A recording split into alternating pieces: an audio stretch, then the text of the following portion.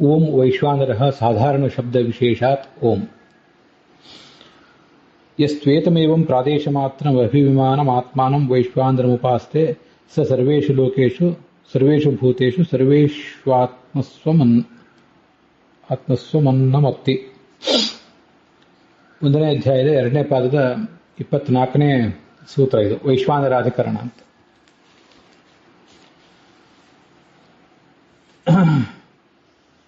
ಈ ವೈಶ್ವಾನರಾಧಿಕರಣವನ್ನ ಅಧಿಕರಣ ರಾಜ ಅಂತ ತತ್ವ ಪ್ರದೀಪದಲ್ಲಿ ವರ್ಣನೆ ಮಾಡಿದ್ದಾರೆ.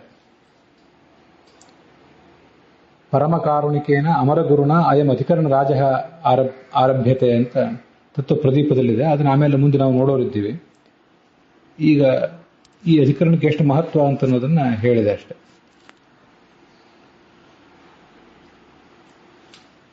ಛಾಂದೋಗ್ಯ ಉಪನಿಷತ್ತಿನಲ್ಲಿ 5ನೇ ಅಧ್ಯಾಯದಲ್ಲಿ ವೈಶ್ವಾನರ ನಾಮಕ ಭಗವಂತನ ವರ್ಣನೆ ಇದೆ. ಅಲ್ಲಿ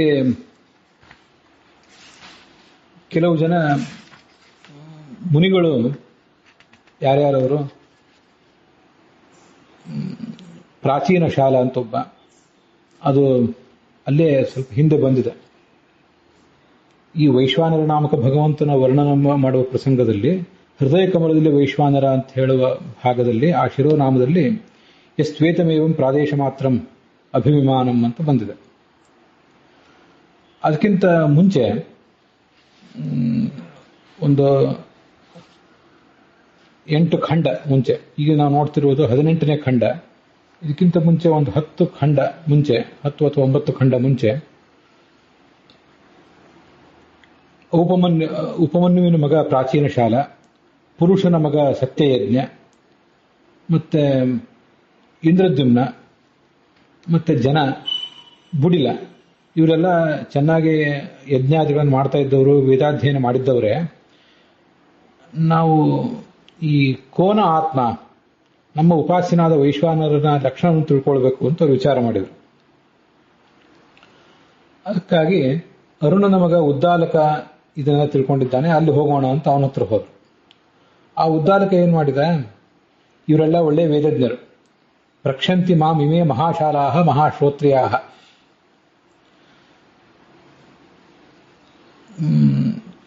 ದೊಡ್ಡ ದೊಡ್ಡ ಯಜ್ಞಗಳನ್ನು ಮಾಡುವಂಥವ್ರು, ಯಾಜ್ಞಿಕರಾದವರು, ತುಂಬಾ ಅದ್ಭುತವಾದ ಪ್ರಶ್ನೆಗಳನ್ನು ಕೇಳಿಬಿಡ್ತಾರೆ. ನನಗೆ ಇದೆಲ್ಲವೂ ಗೊತ್ತಿಲ್ಲ. ತೇಭ್ಯೋ ನ ಸರ್ವಮಿವ ಪ್ರತಿಪತ್ಸ್ಯೆ, ನನಗೆ ಅದೆಲ್ಲವೂ ಕೂಡ ಗೊತ್ತಿಲ್ಲ. ಹಾಗಾಗಿ ಯಾರಿಗೆ ಗೊತ್ತಿದೆಯೋ ಅವ್ರ ಹತ್ರ ಹೋಗೋಣ. ಅವನು ಯಾರು ಅಂದ್ರೆ, ಅಶ್ವಪತಿರ್ವೈ ಭಗವಂತಃ ಅಯಂ ಕೈಕಯ ಸಂಪ್ರತಿ ಇಮಂ ಆತ್ಮಾನಂ ವೈಶ್ವಾನರ ಮಧ್ಯೇತಿ. ಕೇಕಯ ದೇಶದ ರಾಜನಾದಂತಹ ಅಶ್ವಪತಿ ಇದ್ದಾನೆ, ಅವನು ಈ ವೈಶ್ವಾನರ ಪರಮಾತ್ಮನ ಬಗ್ಗೆ ತಿಳಿದಿದ್ದಾನೆ, ಅವನ ಹತ್ರ ಹೋಗೋಣ ಅಂತ. ಹಿಂದೆ ಮಹಾಭಾರತದ ಪ್ರವಚನ ಇತ್ಯಾದಿ ಕಡೆಗಳಲ್ಲಿ ಹೇಳಿದ್ದೆ, ಜ್ಞಾನದ ಪ್ರಶ್ನೆ ಬಂದಾಗ ಬ್ರಾಹ್ಮಣರು ಕೂಡ ಬ್ರಾಹ್ಮಣರ ಹತ್ರ ಅಂತೂ ಹೋಗೇ ಹೋಗ್ತಿದ್ರು, ಕ್ಷತ್ರಿಯರ ಹತ್ರನೂ ಹೋಗ್ತಿದ್ರು. ಪ್ರವಾಹಣ ಜೈಬಿಲಿ ಒಬ್ಬನ ಹತ್ರ ಹೋಗಿದ್ರು, ಅಲ್ಲಿಯೂ ವೇದಾಧ್ಯಯನ ಮಾಡಿದ್ರು, ಇಂಥದೆಲ್ಲ ಅಧ್ಯಯನ ಮಾಡಿದ್ರು. ಹಾಗೆ ವೈಶ್ಯರ ಹತ್ರನೂ ಅಧ್ಯಯನ ಮಾಡ್ತಿದ್ರು. ತುಲಾಧಾರ ಅಂತ ಒಬ್ಬ ವೈಶ್ಯ, ಅವನ ಹತ್ರನೂ ಹೋಗಿ ಜಿಜ್ಞಾಸೆ ಮಾಡಿದ್ರು. ಅದು ಮಹಾಭಾರತದಲ್ಲಿ ಬಂದಿದೆ. ಧರ್ಮವ್ಯಾಧ, ಮಾಂಸದ ಮಾರಾಟ ಮಾಡುವ ಒಬ್ಬ ಶೂದ್ರ, ಅಂತವನ ಹತ್ರ ಹೋಗಿ ಒಬ್ಬ ಕೌಶಿಕ ಅನ್ನೋ ಬ್ರಾಹ್ಮಣ ಧರ್ಮ ಜಿಜ್ಞಾಸೆ ಮಾಡಬೇಕಾಯ್ತು. ಹೀಗೆ ಇದನ್ನೆಲ್ಲ ಚಾತುರ್ವರ್ಣ್ಯ ಕಟ್ಟುನಿಟ್ಟಾಗಿದ್ದ ಪ್ರಸಂಗದಲ್ಲೇ ಜ್ಞಾನಕ್ಕೆ ಇಷ್ಟು ಬೆಲೆ ಕೊಡ್ತಿದ್ರು. ಸೂತ ಪುರಾಣಿಕರಿಂದ ಮತ್ತು ಅವರ ಮಗ ಸೌತಿಯಿಂದಂತೂ ಎಲ್ಲರೂ ಅಧ್ಯಯನ ಮಾಡಿದ್ದು, ಶೌನಕಾದಿಗಳು ಅಧ್ಯಯನ ಮಾಡಿದ್ದು, ಪುರಾಣವನ್ನು ಕೇಳಿದ್ದು ನಮಗೆಲ್ಲ ಗೊತ್ತಿದ್ದೇ ಇದೆ. ಅಲ್ಲಿ ಮಹಾಶಾಲ ಮತ್ತು ಮಹಾಶ್ರೋತ್ರಿಯ ಅಂತ 2 ಶಬ್ದ ಇದೆ. ಮಹಾಶಾಲ ಅಂದ್ರೆ, ಅದಕ್ಕೆ ಆಚಾರ್ಯರ ಭಾಷ್ಯದಲ್ಲಿ ಬರೀತಾರೆ, ಪ್ರತ್ಯಬ್ಧ ಯಜ್ಞಕೃತ್, ಪ್ರತಿ ವರ್ಷವೂ ಶಾಸ್ತ್ರವಿಹಿತ ಕ್ರಮದಿಂದ ಯಜ್ಞ ಮಾಡುವವನಿಗೆ ಮಹಾಶಾಲ ಅಂತ ಹೇಳ್ತಾರೆ. ಶಾಲಾ ಅಂದ್ರೆ ಬಿಲ್ಡಿಂಗು, ಅದೇನು ಬಿಲ್ಡಿಂಗು ಅಂತ ಅರ್ಥ ಇಲ್ಲ ಇಲ್ಲಿ. ಮಹಾಶಾಲ ಅಂದ್ರೆ ಯಜ್ಞ ಮಾಡುವವನು, ಪ್ರತಿ ವರ್ಷ ಯಜ್ಞ ಮಾಡುವವನು. ಹಾಗೆ ಪ್ರತಿ ತಿಂಗಳು ದಿನ ಅದರಲ್ಲೂ ಕೆಲವು ಯಜ್ಞಗಳು ಇದ್ದೇ ಇರ್ತವೆ. ಒಟ್ಟಾರೆ ಅವನ ಆಶ್ರಮಕ್ಕೆ ವಿಹಿತವಾದ ಎಲ್ಲಾ ಯಜ್ಞಗಳನ್ನು ಮಾಡುವವನಿಗೆ ಮಹಾಶಾಲ ಅಂತಾರೆ. ವೇದಾರ್ಥಗಳನ್ನು ಬಲ್ಲವನಿಗೆ ಮಹಾಶ್ರೋತ್ರಿಯ ಅಂತಾರೆ.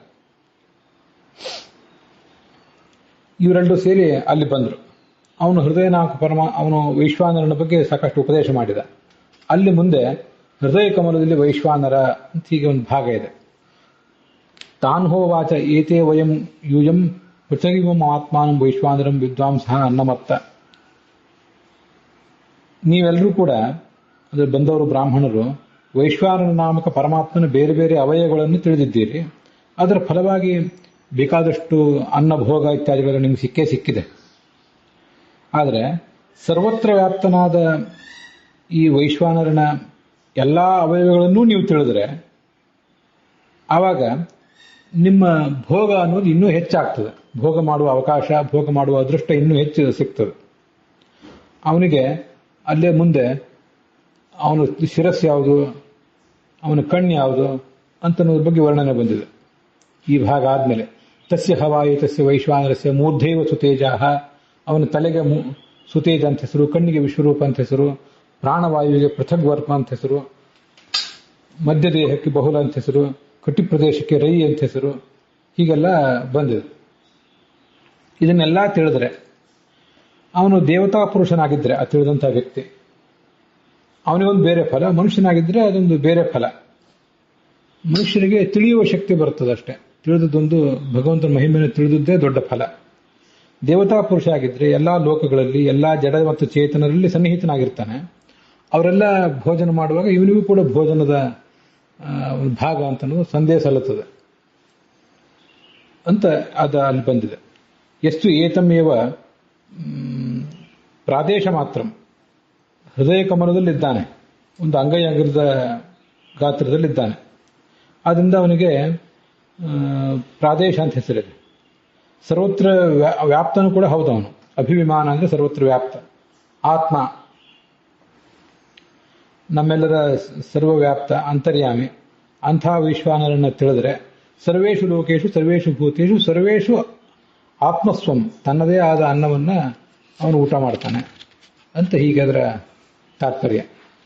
ಇದು ಈ ಮನುಷ್ಯರು, ಅವ್ರಿಗಿಂತ ಚಕ್ರವರ್ತಿಗಳು, ಅವ್ರಿಗಿಂತ ಋಷಿಗಳು, ದೇವತೆಗಳು, ಅವರಿಗೆ ಇದರ ಅಧಿಕಾರ ಅಂತಲೂ ಹೆಚ್ಚು ಹೆಚ್ಚು ಸಿಗ್ತಾ ಹೋಗ್ತದೆ. ಅಲ್ಲಿ ಪೂರ್ಣ ಇದರ ಫಲ ಸಿಗೋದು ಮುಖ್ಯ ಪ್ರಾಣ ಮತ್ತು ಚತುರ್ಮುಖ ಬ್ರಹ್ಮನಿಗೆ. ಇಲ್ಲಿ ಪ್ರಾಣಾಯ ಸ್ವಾಹ ಅನ್ನೋ ಒಂದು ಆಹುತಿ, ಅಪಾನಾಯ ಸ್ವಾಹ ಅನ್ನೋದ್ರ ಆಹುತಿ, ಸಮಾನಾಯ ಸ್ವಾಹ, ಇದ್ರ ಬಗ್ಗೆ ಎಲ್ಲದ್ರ ಬಗ್ಗೆ ಕೂಡ ಅಲ್ಲಿ ಬಂದಿದೆ. ಅದನ್ನು ನೀವು ಗಮನಿಸಬಹುದು ಇದೇ ಭಾಗದಲ್ಲಿ. ಮತ್ತೆ ಅದೇ ಈ 5ನೇ ಅಧ್ಯಾಯದ ಕೊನೆಗೆ, ಇದು ಛಾಂದೋಗ್ಯ ಉಪನಿಷತ್ತಿನ 5ನೇ ಅಧ್ಯಾಯ, ಅದರ ಕೊನೆಗೆ ಅಧ್ಯಾಯದಲ್ಲಿ ಮುಕ್ತಾಯ ಪ್ರಸಂಗದಲ್ಲಿ ಶಬ್ದ ನಿರ್ಣಯ ಅಂತ ಒಂದು ಆಚಾರ ಒಂದು ಗ್ರಂಥ ಉಲ್ಲೇಖ ಮಾಡಿದ್ದಾರೆ. ಏನು ನಮಗೆ ಇಲ್ಲಿ ಪಾಠಕ್ಕೆ ಬೇಕಾಗಿಲ್ಲ, ಸುಮ್ಮನೆ ನಿಮ್ಮ ಗಮನಕ್ಕೆ ಇರಲಿ ಅಂತ ಹೇಳಿದೆ. ಆಕಾಶನಾಮ ವಿಘ್ನೇಶಃ ವಾಯುಶ್ಚ ಆಕಾಶಕ ಸ್ಮೃತಃ ಆಕಾಶ ಇತಿ ಲಕ್ಷ್ಮೀಶ್ಚ ತಥಾಕಾಶೋ ಹರಿಸ್ವಯಂ ಅಂತ.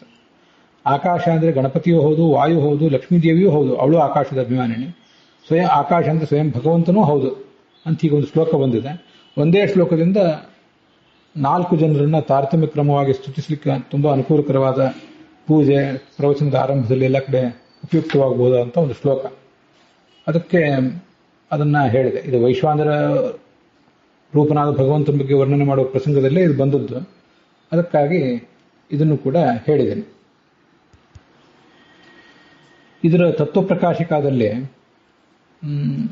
ನಾಯಂ ವೈಶ್ವಾನರ ವಿಷ್ಣು ಕಿಂತು ಅಗ್ನಿದೇವತಾ ತೇಜೋಭೂತಂ ವಾ ಸ್ಯಾದಿತಿ ಪೂರ್ವಪಕ್ಷ. ಇಲ್ಲಿ ವೈಶ್ವಾನರ ಅಂದರೆ ಯಾರು? ವಿಷ್ಣು ಅಲ್ಲ, ಹೊರತು ಅಗ್ನಿದೇವತೆ ಅಥವಾ ತೇಜೋ ಮಹಾಭೂತ ಅಂತ ಪೂರ್ವಪಕ್ಷ. ಯಾಕೆ ಹಾಗೆ ಪ್ರಶ್ನೆ ಅಂದರೆ, ವೈಶ್ವಾನರ ಶ್ರುತೇ, ವೈಶ್ವಾನರನ್ನು ವರ್ಣನೆ ಮಾಡುವಂಥ ಶ್ರುತಿ ಇದೆ. ನಚವಾಚ್ಯಂ ಸರ್ವಗತತ್ವಲಿಂಗಾತ್ ವೈಶ್ವಾನರೋ ವಿಷ್ಣು ರೀತಿ. ಆವಾಗ ನಡುವೆ ನಾವು ಮತ್ತೆ ಪ್ರಶ್ನೆ ಮಾಡಬಹುದು. ಪೂರ್ವಪಕ್ಷ ನಡೆದಿದೆ, ಪೂರ್ವಪಕ್ಷ ನಡೆದಿರುವಾಗಲೇ ನಮ್ಮದೊಂದು ಪ್ರಶ್ನೆ ನಾವು ಮಾಡಬಹುದು. ನಾವು ಈ ವೈಶ್ವಾನರ ಎಂಬ ಶಬ್ದದಿಂದಲೂ ವಿಷ್ಣುವನ್ನೇ ಹೇಳಲಿಕ್ಕೆ ನಮ್ಗೆ ಅವಕಾಶ ಇದೆ. ಯಾಕೆಂದ್ರೆ ಸರ್ವಗತತ್ವ ಎಂಬ ಲಿಂಗ ಇರೋದ್ರಿಂದ, ಸರ್ವ ಅಭಿವಿಮಾನಂ ಅಂತ ಬಂದಿದೆ. ಆ ಲಿಂಗ ಇರೋದ್ರಿಂದ ವೈಶ್ವಾನರ ವಿಷ್ಣು ಅಂತಲೇ ನಾವು ಹೇಳ್ಬಹುದಲ್ಲ ಅಂದ್ರೆ, ಅದಕ್ಕೆ ಅವ್ರು ಹೇಳ್ತಾರೆ ಲಿಂಗಸ್ಯ ಶ್ರುತಿತಃ ದುರ್ಬಲತ್ವಾತ್. ಲಿಂಗ ಅನ್ನೋದು ವೇದವಾಕ್ಯಕ್ಕಿಂತಲೂ ದುರ್ಬಲ. ಇಲ್ಲಿ ವೇದವಾಕ್ಯ ಅಂತನ್ನೋದು ಬಹಳ ಪ್ರಬಲವಾಗಿ ಆ ವೈಶ್ವಾನರನನ್ನ ಅಥವಾ ತೇಜೋ ಮಹಾಭೂತವನ್ನು ಪ್ರತಿಪಾದನೆ ಮಾಡ್ತದೆ. ನೀವು ಹೇಳ್ತಿರುವ ಲಿಂಗ ಅಂತನ್ನೋದು ಶ್ರುತಿಗಿಂತ ದುರ್ಬಲ ಆಗ್ತದೆ. ನಚ ಲಿಂಗಸ್ಯ ನಿರವಕಾಶತ್ವೇನ ಪ್ರಾಬಲ್ಯಾತ್ ಶ್ರುತಿ ಬಾಧಕಮಿತಿ ಮಂತವ್ಯಂ. ಅದಕ್ಕೆ ಮತ್ತೆ ನಮ್ಮ ಚರ್ಚೆ ಮುಂದುವರಿತದೆ. ಈಗ ಲಿಂಗ ಮತ್ತು ಶ್ರುತಿ ಅವೆರಡೂ ಇಲ್ಲಿ ನಮಗೆ ಎದುರು ಬದಲಾಗಿವೆ. ಅದನ್ನ ಮೇಲಿನ ಮಾತಲ್ಲಿ ನಾವು ನೋಡಿದ್ದೇವೆ. ಕಿಂ ವಿಷ್ಣು ಅನ್ಯೋವಾಯಿತಿ ಸಂಶಯ ಅಂತ ಮೇಲೆ ಒಂದೆರಡು ವಾಕ್ಯದ ಮೇಲೆ ತತ್ವಪ್ರಕಾಶಿಕಾದಲ್ಲಿ ಬಂದಿದೆ. ಸಂಶಯ ಬರಲಿಕ್ಕೆ ಏನು ಕಾರಣ? ವಿಷ್ಣುವೇ ಇಲ್ಲಿ ಪ್ರತಿಪಾದ್ಯನ ಅಥವಾ ಬೇರೆ ಯಾವ ದೇವತೆಯೋ ಪ್ರತಿಪಾದ್ಯನ ಒಂದು ಸಂಶಯ. ವಿಷ್ಣುವೇ ಪ್ರತಿಪಾದ್ಯ ಅಂತ ಹೇಳುವವರಿಗೆ ಸರ್ವಗತತ್ವ ಅನ್ನುವುದು ಲಿಂಗ, ಅದು ಅವರಿಗೆ ಸಹಾಯಕ.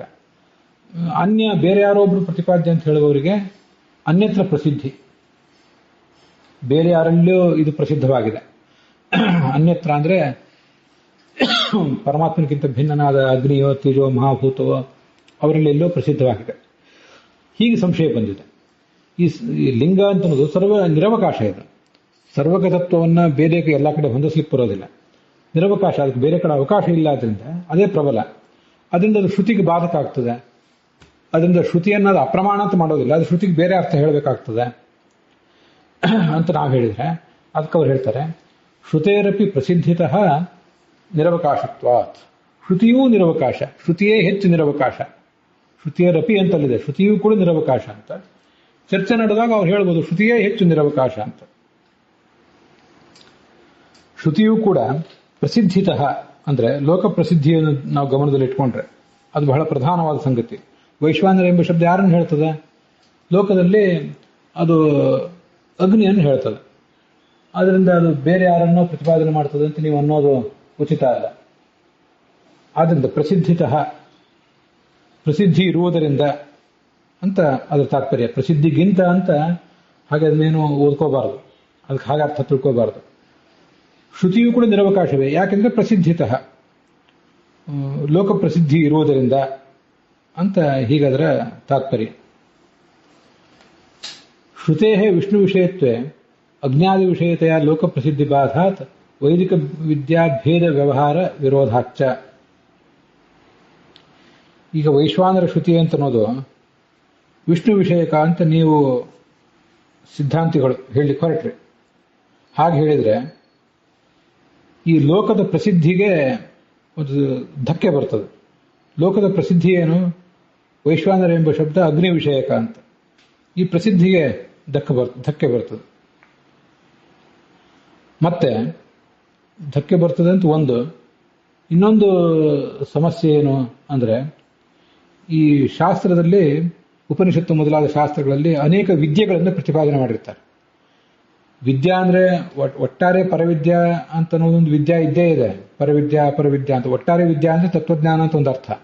ಆದರೆ ಕೆಲವು ಕಡೆ ಇದೊಂದು ವಿದ್ಯೆ ಅಂತ ಹೀಗೆ ಹೇಳಿದಾಗ ಒಂದು ನಿರ್ದಿಷ್ಟವಾದ ಪ್ರಕರಣ, ನಿರ್ದಿಷ್ಟವಾದ ಭಾಗ, ಯಾವುದೋ ಒಬ್ಬ ದೇವತೆ ಪರಮಾತ್ಮ ಅವನ ಮಹಿಮೆಯನ್ನು ಹೇಳುವಂತಹ ಒಂದು ಭಾಗ, ಹಾಗೆ ಬಂದಾಗ ಅದಕ್ಕೆ ವಿದ್ಯಾ ಅಂತ ಹೇಳ್ತಿರ್ತಾರೆ. ಇದು ಅಗ್ನಿವಿದ್ಯೆ, ಇದು ಆತ್ಮವಿದ್ಯೆ ಅಂತ ಹೀಗೆ ಇದೇ ಥರ ಬೇರೆ ಬೇರೆ ಥರ ಅಂತ ಅದನ್ನ ಹೇಳ್ತಿರ್ತಾರೆ. ಉಪನಿಷತ್ ಶಾಸ್ತ್ರವೇ ಆ ಥರ ಹೇಳ್ತಿರ್ತಾರೆ. ಇದರಿಂದ ವಿದ್ಯಾಭೇದ, ಇದೊಂದು ಅಗ್ನಿವಿದ್ಯೆ ಯಾಕೆಂದ್ರೆ ಅಗ್ನಿ ವಿಷಯಕ ಆದ್ರಿಂದ, ಇದು ಆತ್ಮವಿದ್ಯೆ ಯಾಕೆಂದ್ರೆ ಆತ್ಮ ವಿಷಯಕ ಆದ್ರಿಂದ. ಆ ವಿದ್ಯಾ ಅಂತ ಅನ್ನೋದು ಭಿನ್ನ ಭಿನ್ನ ಆಗಬೇಕಾದ್ರೆ ಆ ವಿಷಯವೂ ಕೂಡ ಭಿನ್ನ ಭಿನ್ನ ಆಗಬೇಕಲ್ಲ. ಎಲ್ಲದಕ್ಕೂ ಒಬ್ಬನೇ ಪರಮಾತ್ಮ ಪ್ರತಿಪಾದ್ಯ ಆಗಿಬಿಟ್ರೆ ಅದು ವಿದ್ಯಾ ಭಿನ್ನ ಭಿನ್ನ ಆಗೋದು ಹೇಗೆ? ಆದ್ರಿಂದ ವಿದ್ಯಾ ಅನ್ನೋದು ಭಿನ್ನ ಭಿನ್ನ ಅಂತ ಹೇಳುವ ಈ ಒಂದು ಭಾಗಕ್ಕೆ, ಈ ಒಂದು ಶಾಸ್ತ್ರದಲ್ಲಿರುವಂತಹ ವ್ಯವಹಾರ ಅದಕ್ಕೆ ಧಕ್ಕೆ ಬರ್ತದೆ. ಶ್ರುತೇ ವಿಷ್ಣು ವಿಷಯತ್ವೇ ನೋಡಿ ವಾಕ್ಯದ ಅರ್ಥ. ಶ್ರುತಿ ಒಂದು ವೇಳೆ ವಿಷ್ಣು ವಿಷಯಕ ಅಂತ ಆದ್ರೆ ಅಜ್ಞಾದಿ ವಿಷಯತೆಯ ಲೋಕ ಪ್ರಸಿದ್ಧಿ ಬಾಧಾತ್. ಲೋಕದ ಪ್ರಸಿದ್ಧಿ ಏನಿದೆ, ಇದು ಅಗ್ನಿ ವಿಷಯಕ ಅಂತ ಲೋಕದ ಪ್ರಸಿದ್ಧಿ ಇದೆ. ಆ ಲೋಕದ ಪ್ರಸಿದ್ಧಿಗೆ ಧಕ್ಕೆ ಬರ್ತದೆ. ಮತ್ತೆ ವೈದಿಕ ವಿದ್ಯಾಭೇದ ವ್ಯವಹಾರ ವಿರೋಧಾಚ್ಚ. ವೇದದಲ್ಲೇ ವಿದ್ಯಾಭೇದದ ಬಗ್ಗೆ ವರ್ಣನೆ ಇದೆ. ಅಗ್ನಿವಿದ್ಯೆ, ಆತ್ಮವಿದ್ಯೆ ಇತ್ಯಾದಿ ರೂಪವಾಗಿ ಆ ಒಂದು ವ್ಯವಹಾರ ಭೇದ, ವಿದ್ಯಾಭೇದ ವ್ಯವಹಾರ, ವಿದ್ಯೆಯು ಭಿನ್ನ ಭಿನ್ನ ಎಂಬ ಒಂದು ಕಾನ್ಸೆಪ್ಟ್ ವ್ಯವಹಾರ ಅಂದ್ರೆ ಕಾನ್ಸೆಪ್ಟ್, ಒಂದು ಹೇಳುವಿಕೆ, ಸ್ಟೇಟ್ಮೆಂಟ್ ಅಂತ ತಿಳ್ಕೋಬಹುದು. ಅದರಿಂದಲೂ ವಿರೋಧ. ಎಲ್ಲದಕ್ಕೂ ಪರಮಾತ್ಮನೇ ಪ್ರತಿಪಾದ್ಯ ಆಗಿಬಿಟ್ರೆ ಮತ್ತೆ ಅಗ್ನಿವಿದ್ಯೆ ಆತ್ಮವಿದ್ಯೆ ಅಂತ ಬೇರೆ ಬೇರೆ ಹೇಳೋದಕ್ಕೆ ಅರ್ಥ ಏನಿದೆ? ವಿದ್ಯಾ ಅಂದ್ರೆ ನಮ್ಗೆ ಗೊತ್ತಿಲ್ಲ. ಇದು ವಿದ್ಯಾ ಅಂದ್ರೆ ಒಂದು ನಿರ್ದಿಷ್ಟವಾದ ಮಂತ್ರ, ಒಂದು ಪ್ರಕರಣ ಅಂತ. ಈ ನಾರಾಯಣ ವರ್ಮ ಪ್ರತಿಪಾದನೆ ಮಾಡಿದ ಮೇಲೆ ಭಾಗವತದಲ್ಲಿ ಈತಾಂ ವಿದ್ಯಾಮಧಿಗತಃ, ಈ ವಿದ್ಯೆಯನ್ನು ತಿಳಿದವನು ಅಂತ ಹೇಳ್ತಾರೆ. ಇಲ್ಲಿ ವಿದ್ಯೆ ಅಂದ್ರೆ ಜ್ಞಾನ ಅಂತ ಅರ್ಥ ಅಲ್ಲ, ಅದೊಂದು ಮಂತ್ರ, ನಿರ್ದಿಷ್ಟವಾದ ಮಂತ್ರ, ನಾರಾಯಣ ವರ್ಮ ಇತ್ಯಾದಿ ಮಂತ್ರಗಳು. ಆ ಮಂತ್ರವನ್ನು ತಿಳಿದವನು ಎಲ್ಲ ರೀತಿಯಾದ ಭಯವನ್ನು ಕಳ್ಕೋತಾನೆ ಅಂತ ಅಲ್ಲಿ ಬಂದಿರ್ತದೆ. ಆ ವಿದ್ಯಾ ಅಂತ ನೆನಪಾಗಿದ್ದರಿಂದ ಅದನ್ನು ಹೇಳಿದೆ.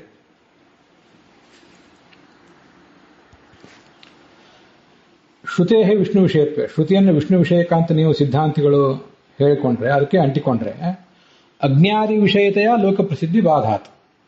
ಲೋಕದಲ್ಲಿ ಪ್ರಸಿದ್ಧಿ ಏನಿದೆ? ವೈಶ್ವಾನರ ಶಬ್ದ ಅಗ್ನಿವಾಚಕ ಅಂತ ಪ್ರಸಿದ್ಧಿ ಇದೆ. ಈ ಪ್ರಸಿದ್ಧಿಗೆ ಬಾಧ, ಲೋಕ ಪ್ರಸಿದ್ಧಿ ಬಾಧಾತ್. ಪ್ರಸಿದ್ಧಿ ಬಾಧಾತ್ ಅಂದ್ರೆ ಅದಕ್ಕೆ ಷಷ್ಠಿ ವಿಭಕ್ತಿ ನಾವು ತಿಳ್ಕೊಂಡ್ಬಿಟ್ರೆ ಅದರಿಂದ ಎರಡೆರಡು ಥರದ ಅರ್ಥ ಬರಬಹುದು. ನೀವು ಸಿದ್ಧಾಂತಿಗಳು ವೈಶ್ವಾನರ ಶಬ್ದವನ್ನು ವಿಷ್ಣುವಾಚಕ ಅಂತ ಇಟ್ಕೊಂಡು ಹಠ ಹಿಡಿದ್ರೆ ಆವಾಗ ಲೋಕದ ಪ್ರಸಿದ್ಧಿಗೆ ನೀವು ಭಂಗ ತಂದಂತಾಯ್ತು. ನಿಮ್ಮ ಕಾನ್ಸೆಪ್ಟ್ನಿಂದ, ನಿಮ್ಮ ಹಠದಿಂದ, ಇದನ್ನು ಗಮನಿಸಿ, ನಿಮ್ಮ ಹಠದಿಂದ ಲೋಕದ ಪ್ರಸಿದ್ಧಿಗೆ ಧಕ್ಕೆ ತಂದ್ರಿ ನೀವು. ಇನ್ನೊಂದು, ಆ ಲೋಕದ ಪ್ರಸಿದ್ಧಿಯಿಂದ ನಿಮಗೆ ವಿರೋಧ ಬಂತು.